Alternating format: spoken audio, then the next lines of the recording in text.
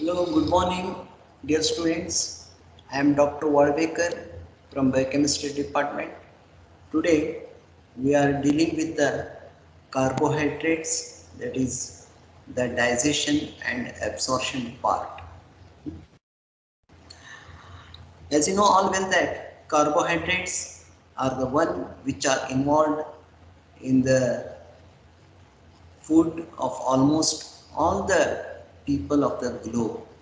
So it is the one which makes a major contribution in the food of the every corner of the globe. However, although the carbohydrates are easily digestible one, but the human beings are not needed necessarily that they should be dependent on the carbohydrates because the body can get it by the other means of sources like the gluconeogenesis, which we may deal with that in the next part when we discuss about carbohydrate metabolism. So, in this carbohydrate digestion and absorption, the carbohydrates, how it will be taken in the form of food, which can be the chewable and digestible one. But however, some type of the carbohydrates are particularly the disaccharides may not be the one which cannot be a digestible one, which also we can deal in this today's class. Okay. Now, so food we eat, it consists of the carbohydrates, proteins, lipids, vitamins and the minerals. These are the one which are macromolecules that we consume. And it is a complex of the macromolecular food which cannot be absorbed by the body as itself. Means the macromolecules, they have to undergo some process so that the body can accept it, and with the help of the mechanism body can yield out the energy from those the macromolecules. So that processing is called as the digestion. So biologically or biochemically we can define that one as it is a process involving the hydrolysis of the large and complex organic molecules of the foodstuffs into the smaller one, and which will be made or converted into the water soluble one, and also it can be absorbed by the GI tract for the utilization by the organism. That way you can define the digestion. So the when you look at the dietary things which are rich in the carbohydrate, they are the cereals, tubers like the wheat, rice, potato, which are the food with having the starch as the major one as the carbohydrate. And the other source of the carbohydrate may be the milk sugar, which is consisting of the lactose. It is a combination of the glucose and galactose, and the table sugar or the cane sugar is the one which is consisting of the sucrose. It is again a disaccharide of glucose and fructose. And fruit juice, malt, etc., they are the one which provides our body the fructose and maltose, like that one. And the starch, glucose, lactose, maltose, sucrose are the major carbohydrates. In these forms, what we get from the dietary carbohydrates. So the main thing, these are all just getting converted into the monosaccharide, that is the glucose one, and that will be absorbed as such. It will be absorbed. Not other things can be absorbed by the body, but they have to get converted into the glucose one, and then it will be accepted by the body. And some non-vegetarian food may be consisting of glycogen which will be available for us through the form of the diet.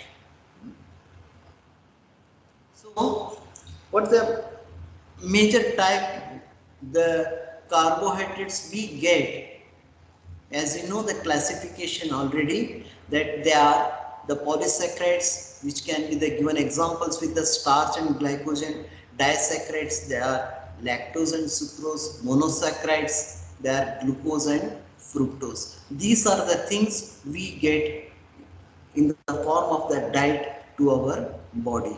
And very specifically we can call that what are the apparatus, means the organs that are involved in this process of this complex process of digestion are the things like the mouth, stomach, small intestine and large intestine. These are the things which are involved in the digestion and absorption.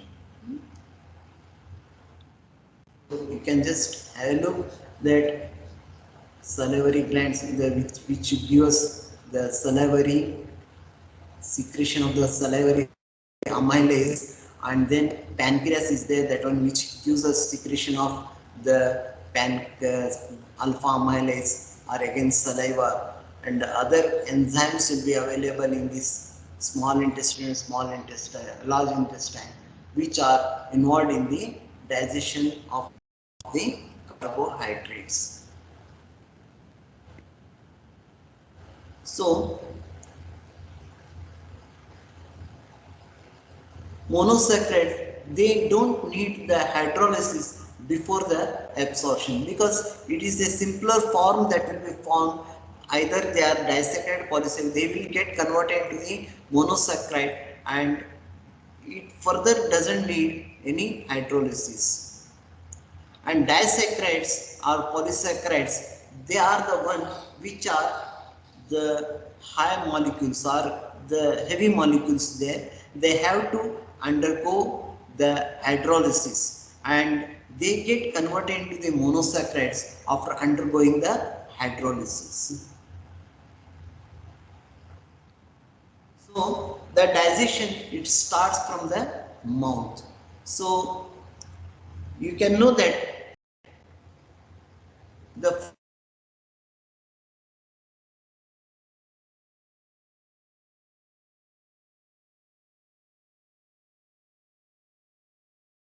you are entering, you are just chewing it and just you are swallowing it. After proper way, it will be smoothened. So the mechanical and chemical digestion, we can call that it begins from the mouth to a significant extent. Means whatever the amount of the size of the food particle it is there, the mouth is the one which is making it into a simpler one by the chewing or mastication.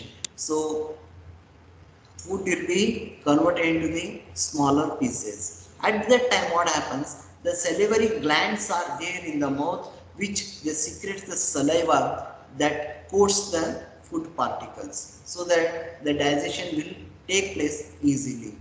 So the saliva is the one which consisting of the one enzyme called as the salivary alpha amylase. Also it is called as the tannin. Salivary amylase is a alpha amylase and it is the main enzyme in the mouth. And during the mastication, this acts briefly on the starch and glycogen, and you know that in the monosaccharides, all the units are bound with the alpha 1,4 bonds or alpha 1,6 bonds. So it breaks the alpha 1,4 bonds and hydrolyze the starches into this way. End product will be like, if it is a disaccharides, it will be maltose, trisaccharides, it will be maltodextrose, and oligosaccharides it into the dextrins. This is how the salivary amylase acts upon the type of the food we consume.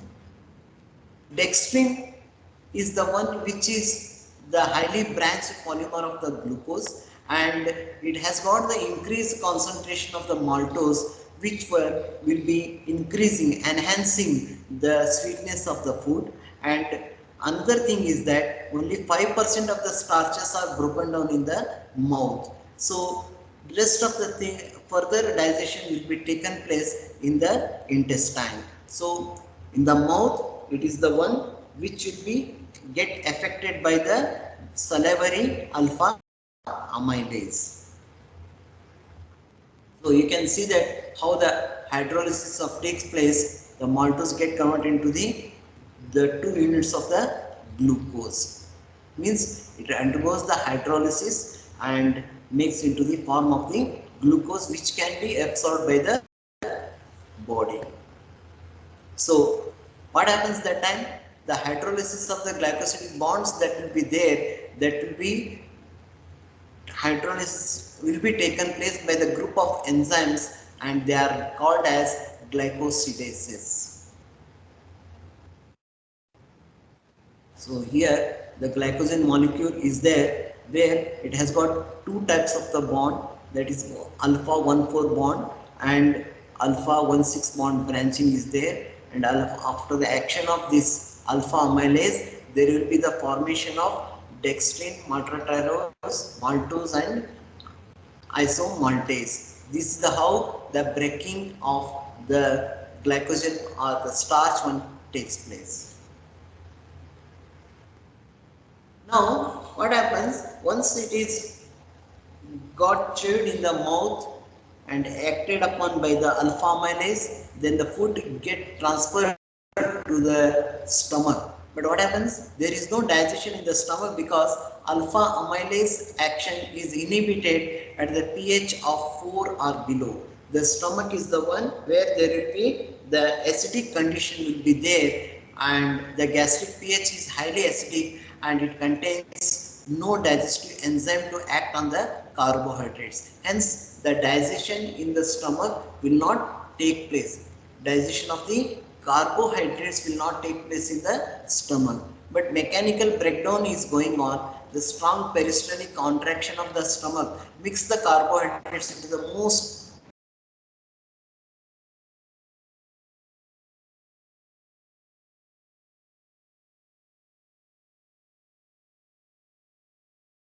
more uniformal mixture of the kind that can be done in the stomach.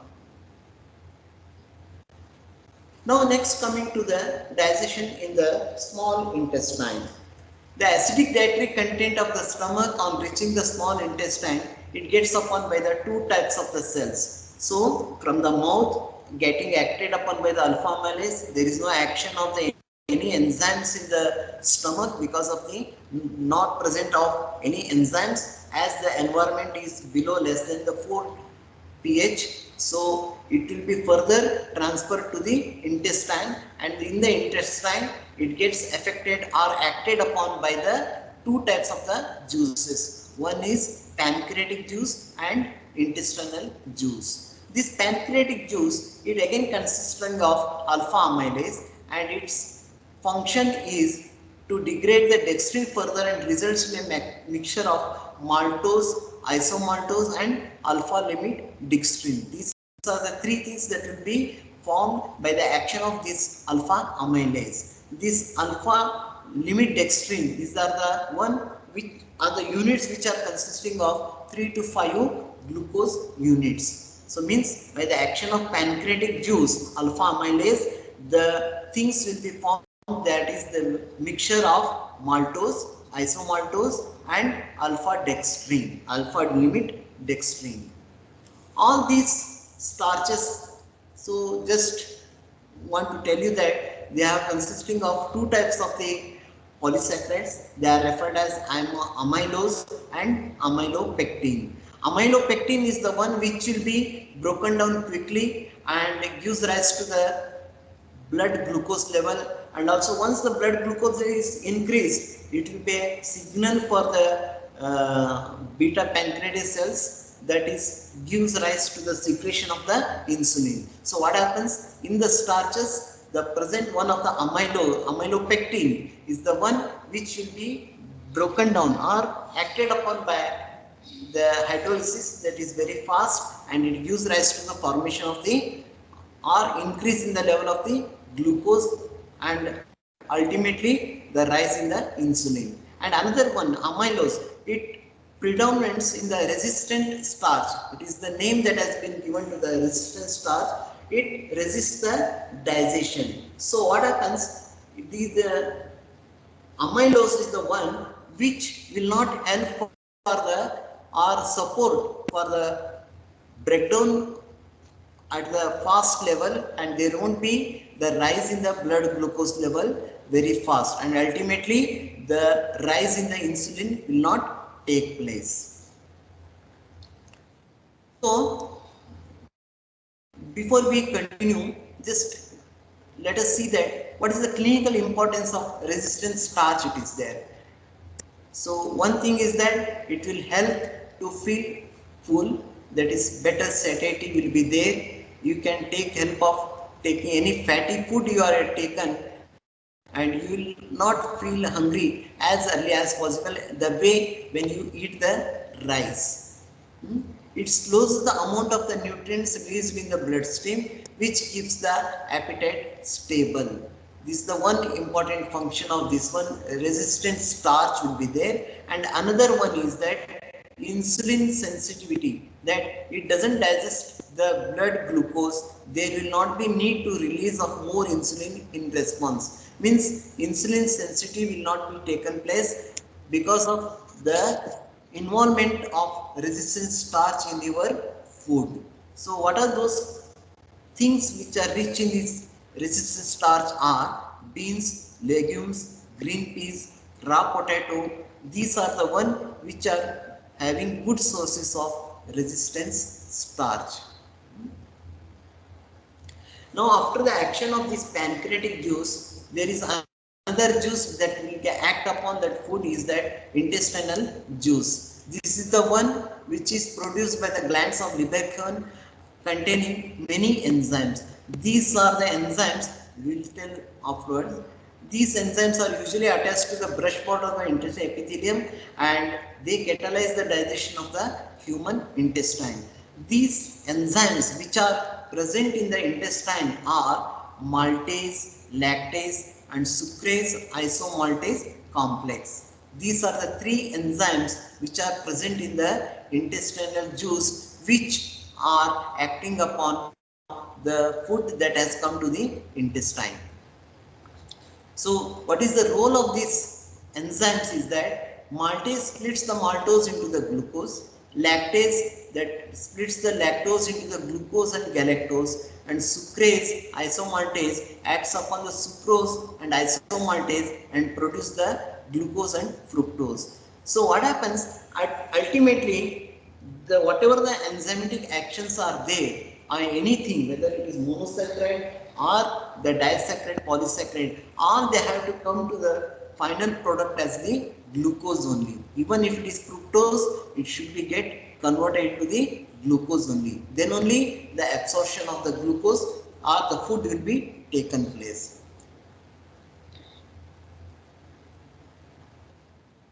So now once it is digested, means the digestion will be taking place in the three things. One is mouth by the alpha amylase, no action in the stomach, and in the intestine it will be acted upon by the pancreatic juice and the intestinal juice. In the intestinal juice it will that is maltase, lactase, and another one sucrase isomaltase complex. All these things act upon these different type of the carbohydrates, and the end product will be the glucose only. Now how this glucose formed is absorbed, that should be seen here. The glucose accounts for the 80% of the total monosaccharides. Means whatever forms will be there, the glucose is the major share in that one monosaccharide. It occurs mostly in the duodenum, upper jejunum of the small intestine. So only, remember well, only the monosaccharides are absorbed by the intestine. And absorption rate is maximum for the galactose, that is moderate for the glucose and minimum for the fructose. This is the way of absorption of the carbohydrate taking place.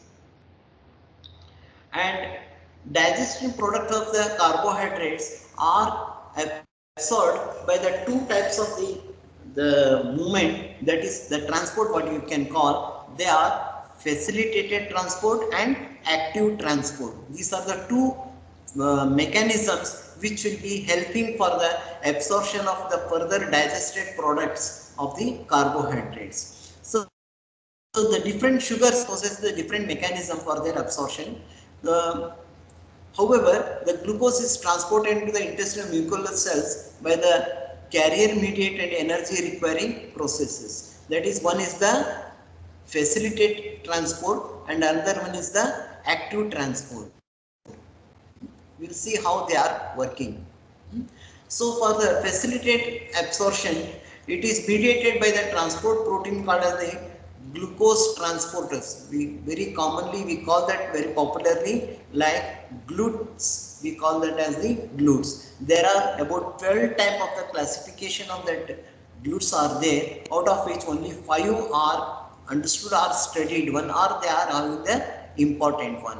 Out of that one, we are talking about today is about the GLUT1, which is present in the RBC, and it is also called as the glucose permease, and it exists in the two types or the formations are there, that is T1 and T2.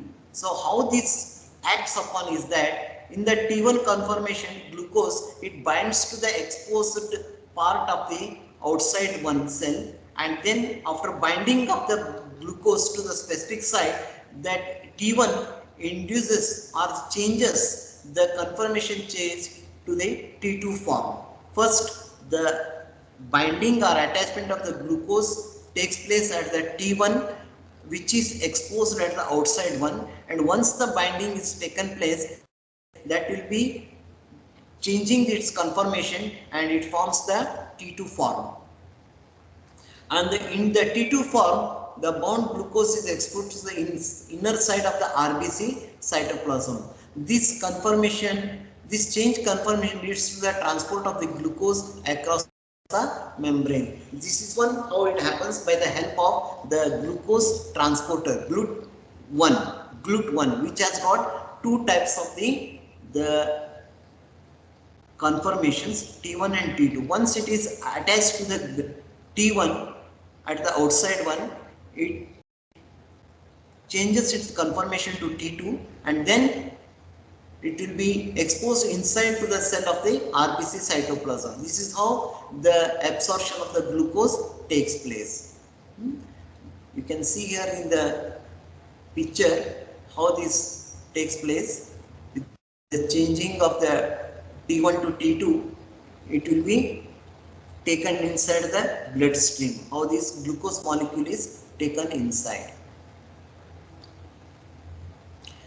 And just for your information, how some type of the transports are there and how they are working also. So GLUT1 is in the brain, kidney, colon, and GLUT2 in the intestinal cells. GLUT2 is in the fourth one is the skeletal heart muscle, and GLUT5 is the one which is present in the small intestine, like that. GLUT7 is in the liver, endoplasmic reticulum, and you can see that the properties are there like this. So all these one are the which are facilitating the uptake or absorption of the glucose molecules.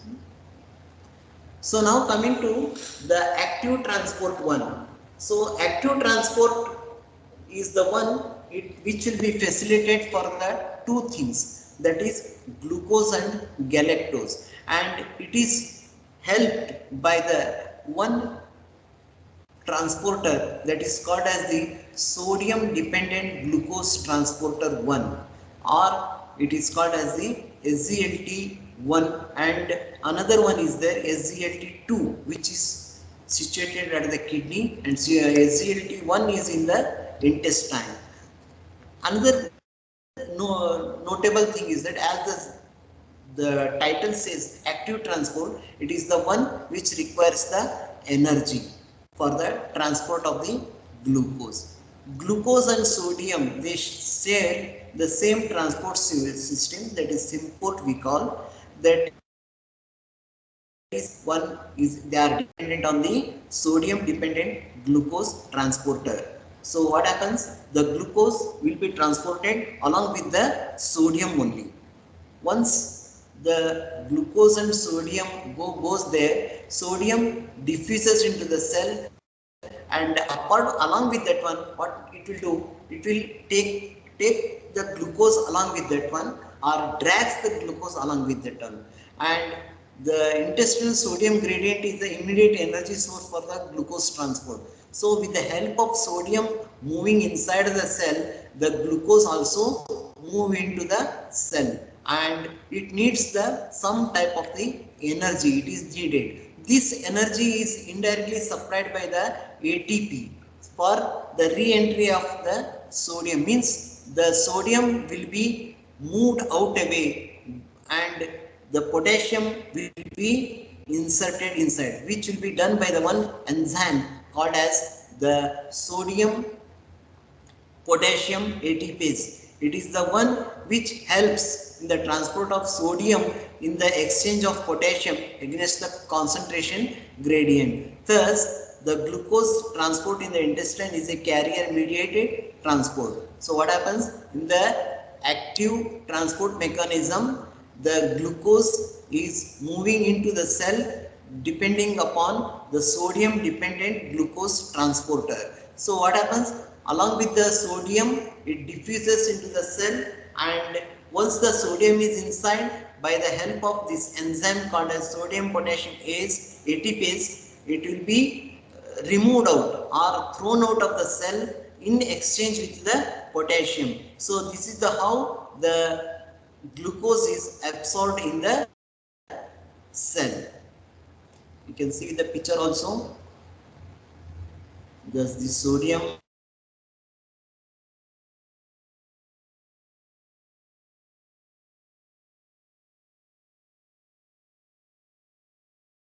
of sodium potassium is the potassium will be taken inside.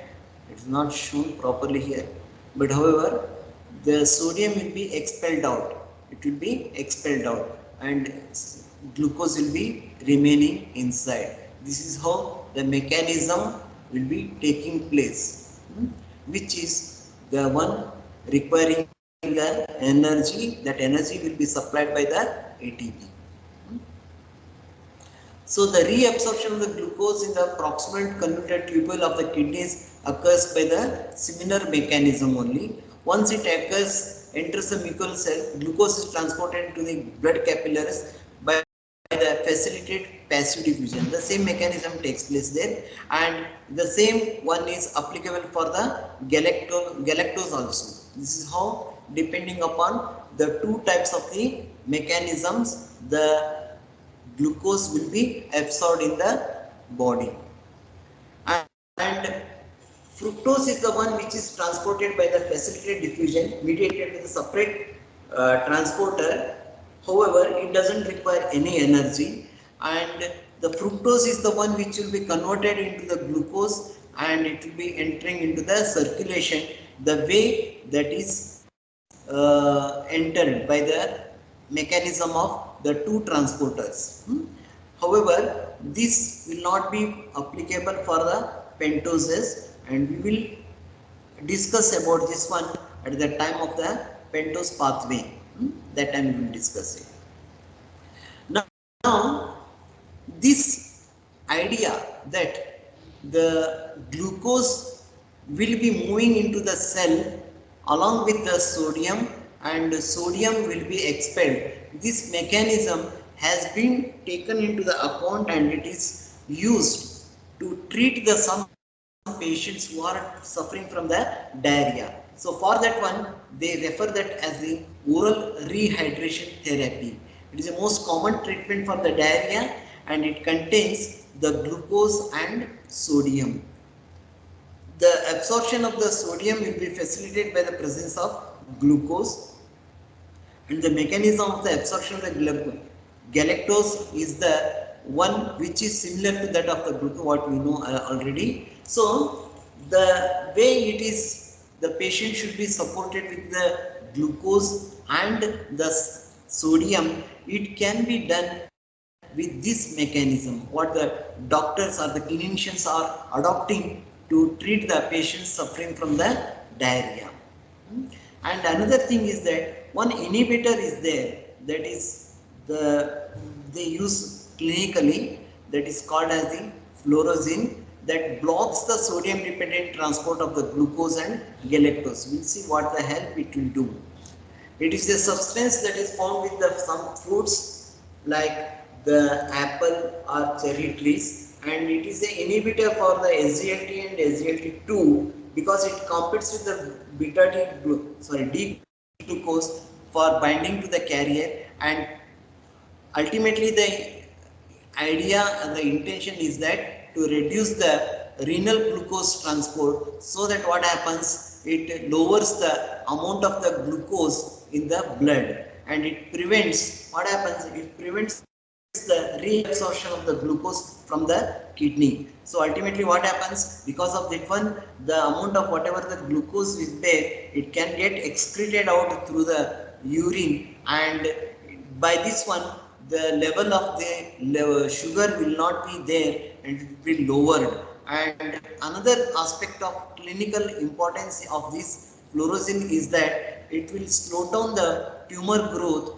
and lessen the bone loss. This can be attributable to the some type of the cancers. You can find this one application of the fluorosin. And then now coming to the non-digestible carbohydrates. There are some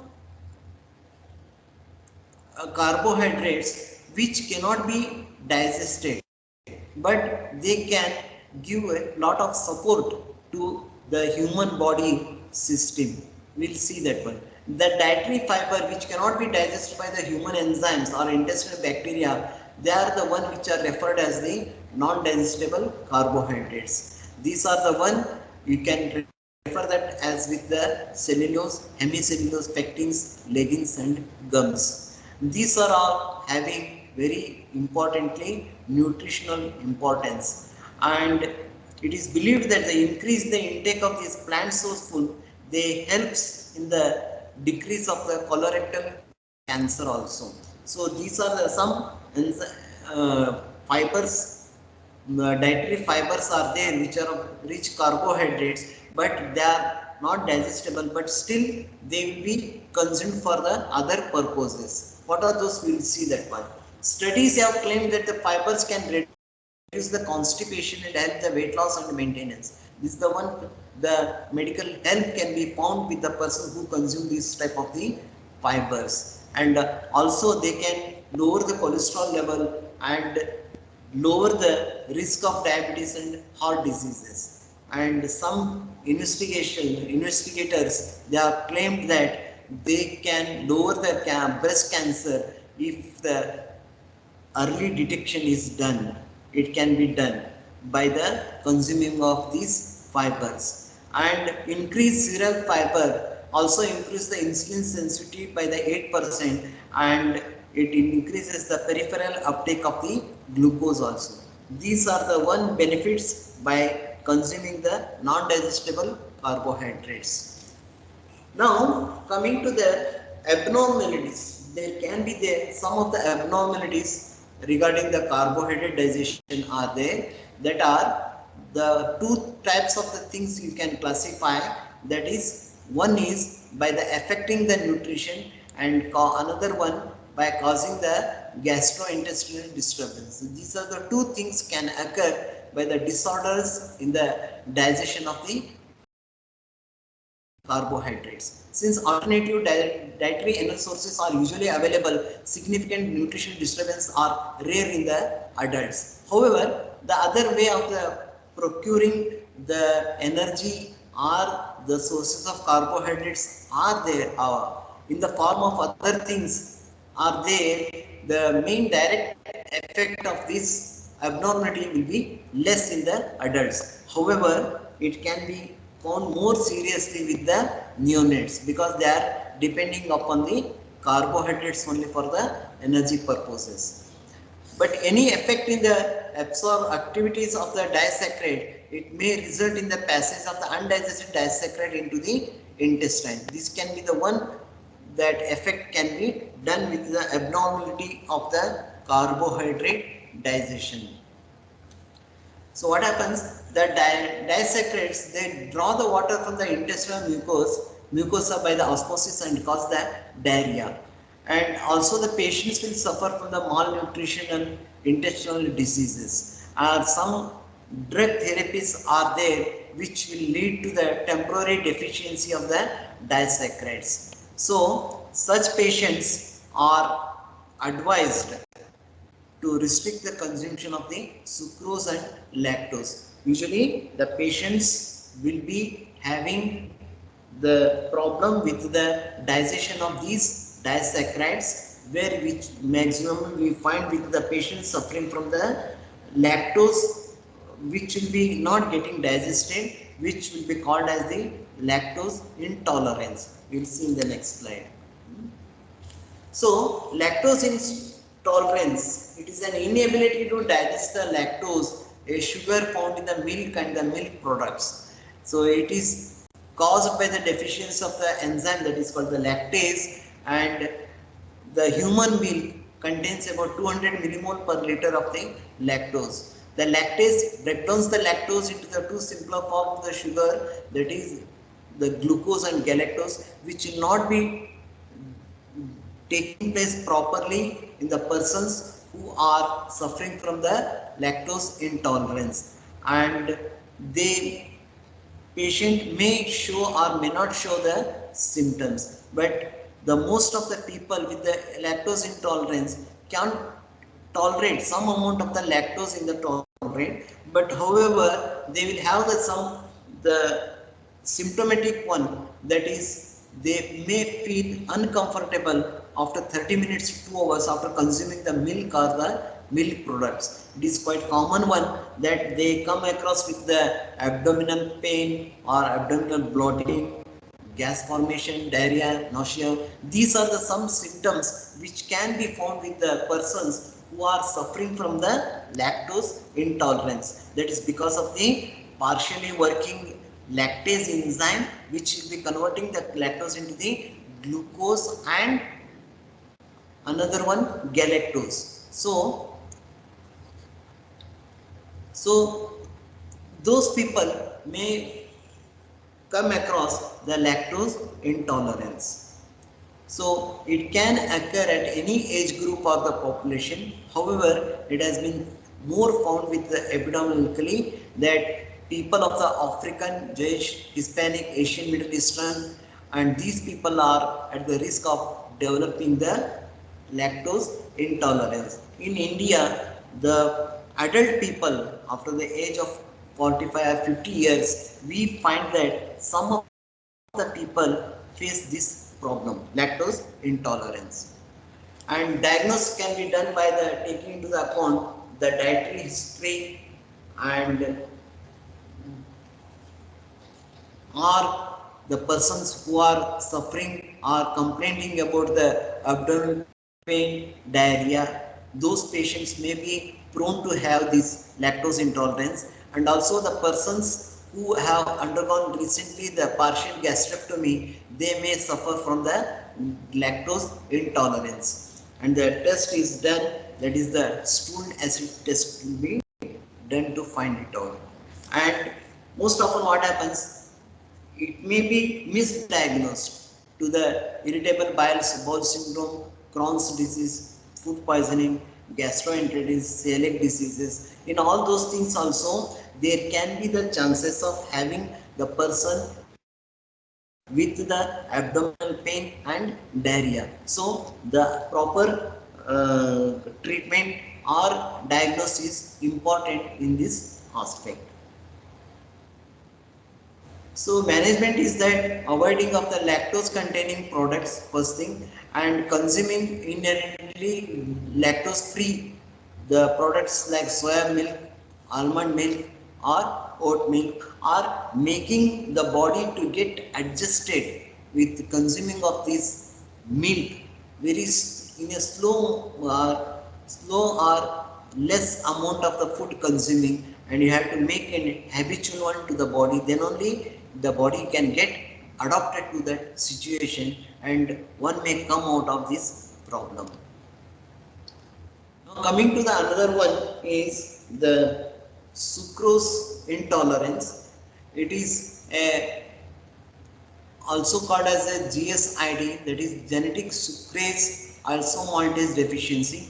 It is the condition in which sucrase isomaltase, an enzyme that is needed for the metabolism of sucrose, will not be there, or it will be produced partially, or it may be functioning very partially or less amount. So in those conditions or in those persons, you can find this sucrose intolerance. So symptoms will be like abdominal cramps, diarrhea, constipation, vomiting, hypoglycemia, headache, and excess gas production. All these things can be found with the persons suffering from the sucrose intolerance. The treatment is that diet modification that eliminates or restricts the consumption of the food containing sucrose, that the table sugar or the starch sugar, or the use of the enzyme replacement therapy to replace the action of the sucrase enzyme that is deficient. These are the two methods which can be followed for the persons who are suffering from the sucrose intolerance. So this is the one which is found mostly in the Greenland people, Alaska, and European descent prevalence, and in African Americans it is reported to be very less. So these are the abnormalities which are found with the abnormality things or the situation with the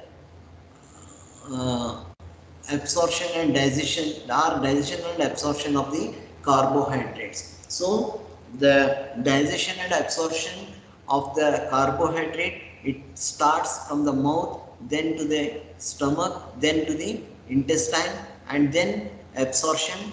So in the mouth, it is by the help of the alpha amylase present in the saliva, and it then after the action it will be passed on to the stomach, where the no action can be taken because of the very low pH present or existing there, and then in the intestine it will be acted upon by the two types of the juices, that is the pancreatic juice and the intestinal juice, and then it will be accepted or absorbed by the body by the two types of the mechanism, that is facilitated transport mechanism, and another one is the active NF transport, that is by the sodium dependent glucose transport one. So this is how the absorption of the glucose takes place. And then we have seen that one, there are some abnormalities or disorders related to the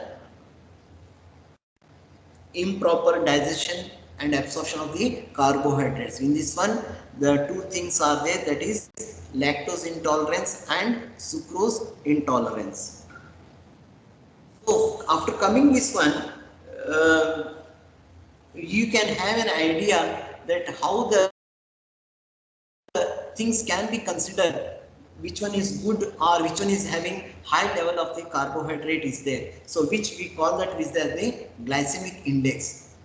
So what is the glycemic index? It is a scale that ranks the carbohydrate by how much they are raising the glucose level compared to a reference food. Means each food nowadays has been studied nutritionally and they have ranked it with the glycemic index. So this is the one rank that is given from 0 to 100, and accordingly it will be shown that it has got the glycemic index.